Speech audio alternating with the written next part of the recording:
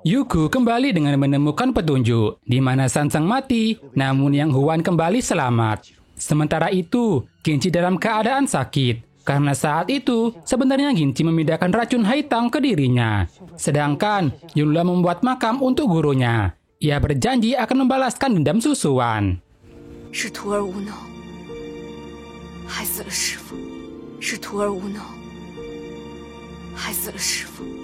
Kemudian, Ginci bertemu dengan Jinsu.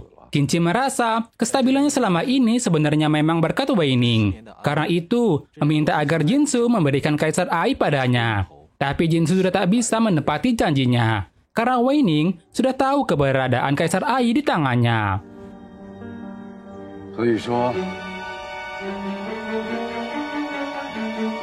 Sedangkan, Man King tengah bersama dengan si Yuan. Di sana si Yuan menemani Man King yang tengah menangis. Selama ini, Man King selalu bertekad untuk balas dendam.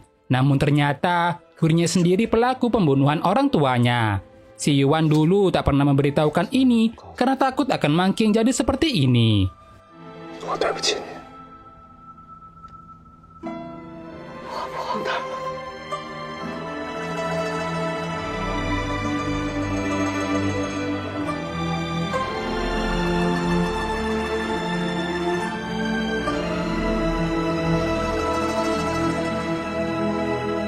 Chang Keng juga kecewa dengan gurunya, namun Jiang Er ada di sana, selalu menemani Chang Ge.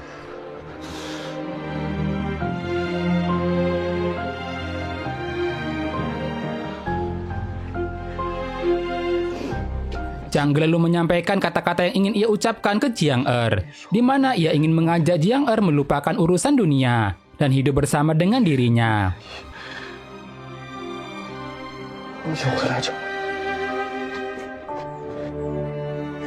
Sementara, Yunhua tengah diperiksa oleh tabib. Untuk saat ini, Yunhua dilarang untuk berlatih terlalu keras. Dan sekarang, para pahlawan di desa Wu'er akan kembali ke dunia. Mereka saat ini sudah bebas dari fitnah yang mereka terima. Dan dengan ini, mereka yakin Seli pasti akan sangat senang.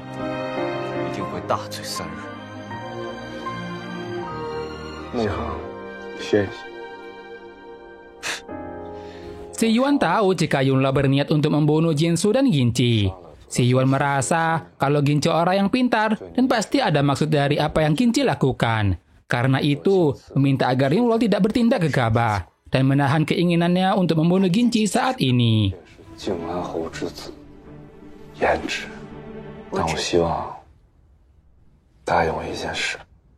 Sedangkan, Wei Ning sudah tahu kabar Kaisar Ai ada pada Jinsu. Ia merasa meski Sansang selalu gagal, tapi pada akhirnya memberikan informasi berguna. Kini Wei Ning memerlukan seseorang yang bisa ia gunakan. Di saat itu, ada seseorang yang berjuang kabur dari pembunuh. Hingga sebelum kematiannya, ia baru tahu siapa pembunuhnya. Yang Huan kemudian mendatangi Zuyan. Ia menjanjikan jika tuannya akan membantu Zuyan mencapai tujuannya, di mana Zuyan akan diperkenalkan kepada Wei Ning.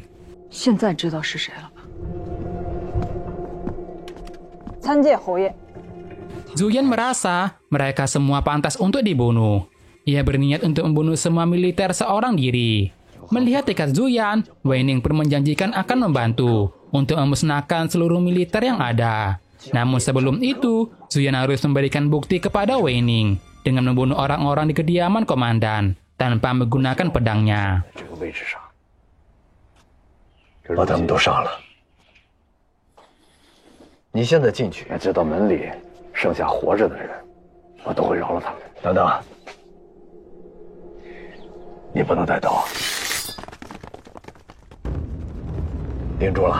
Ginci kembali dipanggil untuk menemui Jinsu. Ginci menjelaskan jika Kaisar Ai diberikan kepada Wei Ning, maka akan menjadi bencana pada bela diri. Karena itu, Ginci memberikan rencana lain, yaitu dengan dirinya akan menyamar sebagai Kaisar Ai. Dengan racun kuning pada dirinya, akan membuat Wei Ning percaya. 我身负黄泉隐之毒，这便是最大的筹码，而我所求便是报仇雪恨。就算你运筹帷幄，仅凭这么个偷梁换柱的标准，我给他一个便是。 ”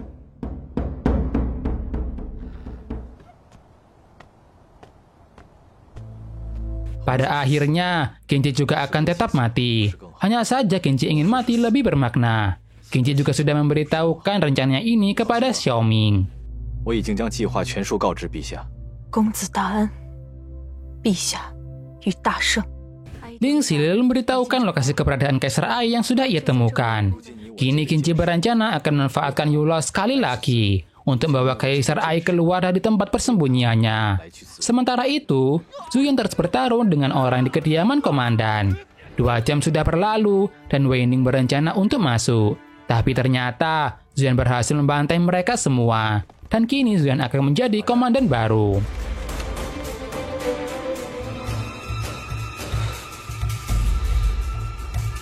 Lalu malamnya, Genji masih di istana Zhengyang. Ia lalu didatangi oleh Yunlao yang berniat untuk membunuhnya. Genji menjelaskan kalau Susuan sendiri yang bersedia untuk mati. 是他甘愿死在我手中，你信吗？ Dulu Genji selalu berusaha untuk mengejar Yunlao, tapi Yunlao menolak. Kini Yunlao yang mengejarnya dan mengharapkan nyawanya. Genji meminta agar Yunlao membantunya sekali lagi untuk membawa Kaisar Ai kepadanya. Genji meyakinkan Yunlao jika ini juga keinginan Susuan. Dan Genji yakin kalau Yunlao pasti tahu bagaimana gurunya itu. 你明白的，对吗？孰轻孰重，你知道的。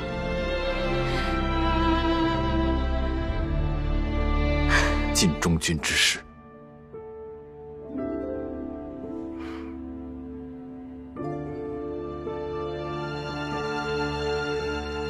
接子时， Lalu Yunlao menjalankan misi yang diberikan oleh Genji. Ia pergi ke jalan rahasia untuk sampai di kuil, di mana saat ini Kaisar Ai sudah menjadi seorang biksu. Mengetahui murid Susuan yang datang, Kaisar Ai pun mau untuk ikut keluar. 苏大侠的弟子，走吧。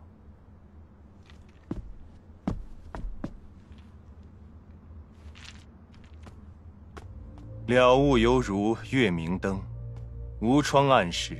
Sementara itu, Jinsu mendapatkan surat peringatan dari Wei Ning. Jinsu kini ragu mau menyerahkan Kaisar Ai atau tidak. Yugo akan mendukung semua keputusan Jinsu, tapi jika menyerahkan Kaisar Ai, takutnya bela diri akan lenyap. 我只能保全正阳，或者牺牲师兄。 Tentang kuil terdengar, Jinsu menyadari pergerakan Ginci. Di saat itu, Lingxi membawakan obat bius untuk penjaga, sehingga Ginci bisa keluar dari kamarnya dan pergi menemui Kaisar Ai.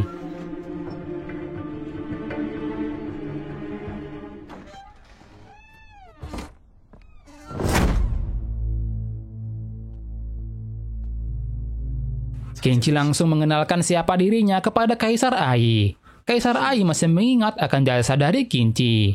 Sebelum Yunlao pergi meninggalkan mereka berdua, Kaisar Ai memberikan wejangannya di sana. 是心是法，是念是意，一心一念。 Kaisar Ai kini sudah menjadi biksu dan melupakan masa lalu. Namun Kaisar Ai selalu menunggu kesempatan untuk berjuang demi negara. Dan kini, Kaisar Ai rela untuk mati di tangan Ginci. Genji terpaksa melakukan ini agar Kaisar Ai tak jatuh di tangan Wei Ning.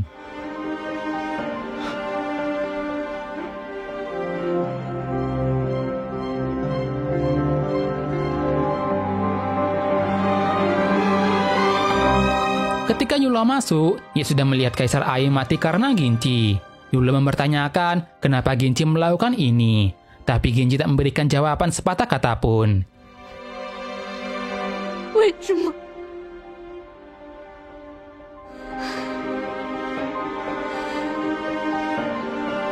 Yunlao merasa sudah ditipu dan dimanfaatkan Ginci selama ini. Genji hanya bisa menjawabnya dengan kata maaf. Dan Yunlao pun akhirnya menusuk Ginci di sini. Genji meminta agar Yunlao segera pergi agar Jinsu tak membunuhnya. Bagi Ginci, lebih baik dibenci oleh Yunlao daripada ia dilupakan.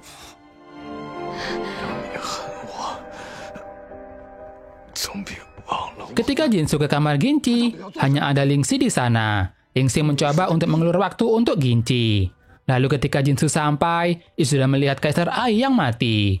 Kini Jinsu terpaksa harus mengikuti rencana Ginci. Karena keadaan Ginci yang terluka, Jinsu harus segera memanggil Baimo agar Ginci tetap hidup.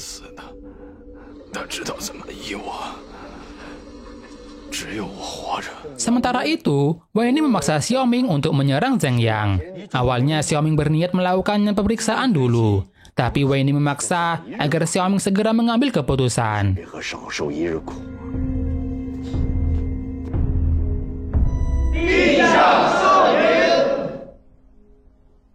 Xiaoming sudah mendapatkan pesan rencana dari Ginci. Ia sudah bersiap untuk berkorban demi kesuksesan rencana. Sementara itu, Zuyan datang menemui Wei Ning. Di sana Wei Ning memegang pelakat komandan, yang membuat Zuyan terpaksa tunduk agar mendapatkan pasukan. Wei Ning memerintahkan Zuyan membawa Kaisar Ai, tak peduli apapun yang Zuyan lakukan. 有了这面令牌，你便可以调动军马。至于过程嘛，我不管。真见血变黑，那这个人，属下领命。好，那你去吧。 Yang Huan sebenarnya khawatir dengan yang Zuyan akan lakukan. Tapi Wei Ning tak masalah, bahkan jika Zheng Yang hancur. Lalu keesokannya, Zuyan memimpin pasukannya untuk pergi menyerang kediamanmu, kuil Zhaomu, dan istana Zheng Yang.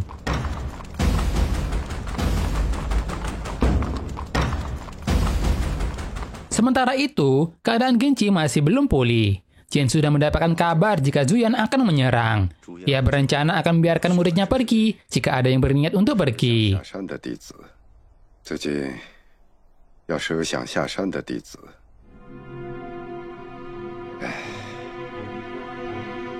Sedangkan Zhang Ge dan Manqing datang ke makam Yongsan.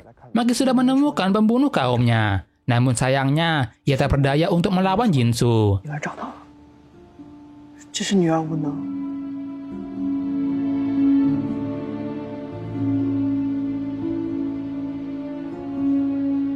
Manqing dan Chang'e kemudian pergi ke sebuah kedai. Di sana para pendekar membicarakan kekacauan bela diri setelah kematian Susuan. Dan kini istana mengirimkan prajurit menyerang Zheng Yang yang dipimpin oleh komandan baru yang jahat. 功夫阴狠，专吸他人内力。来，再干一杯。二位， Chang'e lalu meminta agar orang itu menjawab pertanyaannya mengenai kapan istana menyerang Zheng Yang dan siapa komandan baru yang memimpin prajurit itu. Sedangkan si Yuan tengah di depan altar Seili. Ia sudah mendapatkan kabar jika Zuyan memimpin pasukan menyerang Zheng Yang. Yang kemungkinan saat ini Zuyan sudah menguasai teknik tungguang.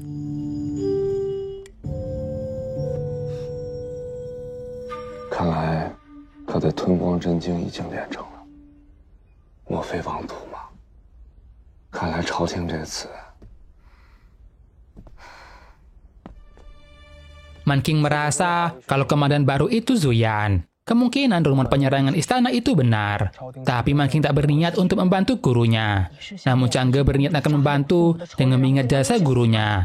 Mendengar itu, Manqing tak bisa membiarkan Chang'e untuk pergi sendiri. 对我有恩，我不想愧对于他。你一个人去而送死，我却一样。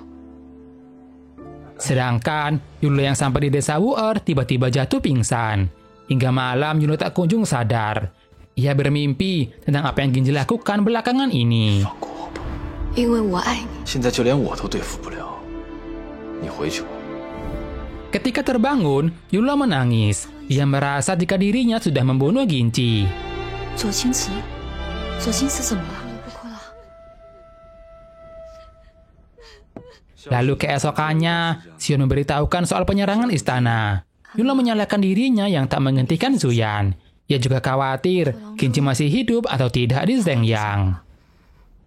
沈万清和鹰长哥到了，说有事相求。 Kemudian, datang Manqing dan Chang'e meminta bantuan. Meski hubungan mereka buruk, Chang'e tetap memohon di sana. Sehingga si Yuan meminta agar Jiang Er dibawa pergi keluar.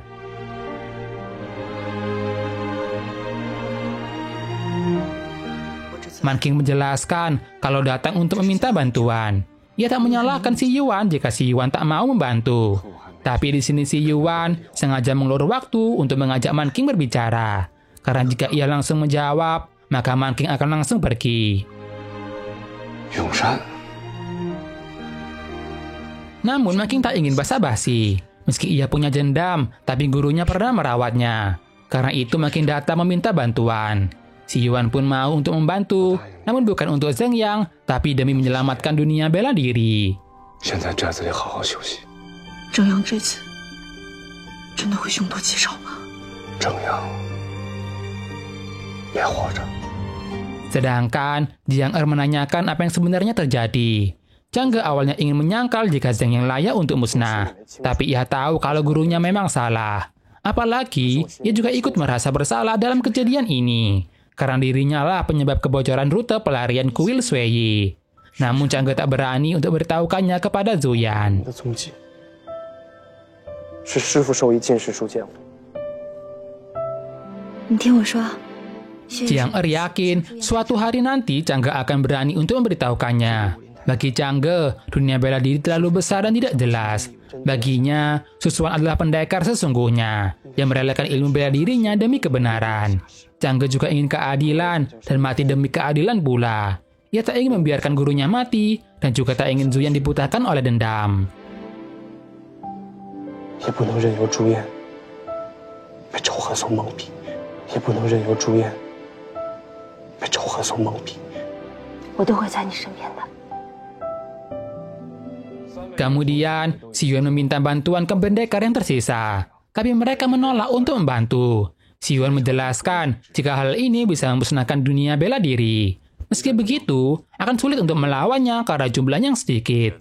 Untuk itu, si Yuan menyarankan untuk memanfaatkan medan dan memencarkan prajurit. 剩余的人马引入，击溃部分人马，分散其兵力，将剩余的人马 Prajurit kini sudah tiba di kaki gunung. Ada atau tidak ada Wei Ning, Zuyan pasti akan memusnahkan Zheng Yang. Kini mereka hanya bisa mengandalkan rencana Ginci. Kemudian, datang Changge dan Mangking ke sana. Changge menjelaskan kalau datang untuk menyelamatkan dunia bela diri, bukan karena menyelamatkan Zheng Yang. 谁不说我们对郑阳公有多么不舍？ Di sana, Jinsu meminta agar mereka pergi, tapi Mangking tak bisa membiarkan Jinsu mati sebelum dendamnya terbalaskan. 这样日后我才能找你报仇。 Sementara, Zuyan di kaki gunung sudah bersiap untuk menyerang. 是。 Kira-kira apa yang terjadi? Akankah Sekte Zayang benar-benar akan musnah? Tunggu di part selanjutnya ya. Klik like jika kalian suka dengan video ini. Distraksi tidak suka, saya bertemu kembali di part selanjutnya. Bye-bye.